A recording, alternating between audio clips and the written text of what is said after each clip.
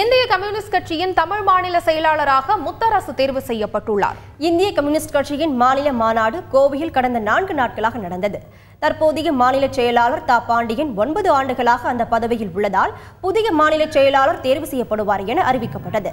மாநாட்டின் கடைசி நாளான நேற்று புதிய மாநில செயலாளரை தேர்வு செய்ய தேர்தல் நடைபெற்றது. மாநில விவசாயிகள் சங்க பொதுச் செயலாளர் முத்தரசுவுக்கும் மாநில துணை செயலாளர் மகேந்திரனுக்கும் இடையே கடும் போட்டி இருந்தது. தேர்தலில் முத்தரசு 63 ஓட்டுகள் பெற்று வெற்றி பெற்றார். ஊழல் கட்சிகளுக்கு மாற்றாக புதிய அணியை இந்திய கம்யூனிஸ்ட் கட்சி அமைக்கும் என்று பின்னர் முத்தரசு தெரிவித்தார். ஒரு மாற்று கொள்கையை முன்வைத்து போராடுவதென்று நாங்கள் முடிவெடுத்திருக்கிறோம்.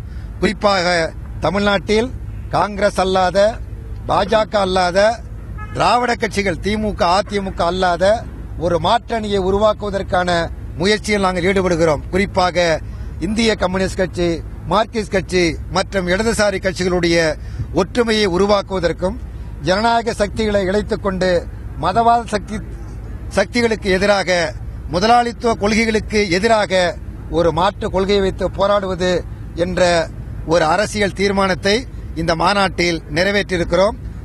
திருவாரூர் மாவட்டம் திருத்துறைப்பூண்டியை அடுத்த ஆலிவலம் கிராமத்தில் பிறந்தவர் முத்தரசு. தற்போது அதே பகுதியில் உள்ள வேலூரில் வசித்து வரும் அவர் திருத்துறைப்பூண்டி நகர செயலாளராக பலமுறை பணியாற்றியுள்ளார். கட்சியின் விவசாய பிரிவு அணியின் துணைத் தலைவராக இருந்து வரும் அவர் கட்சியில் மாநில குழு உறுப்பினராக 3 முறை தேர்வு செய்யப்பட்டவர் என்பது குறிப்பிடத்தக்கது.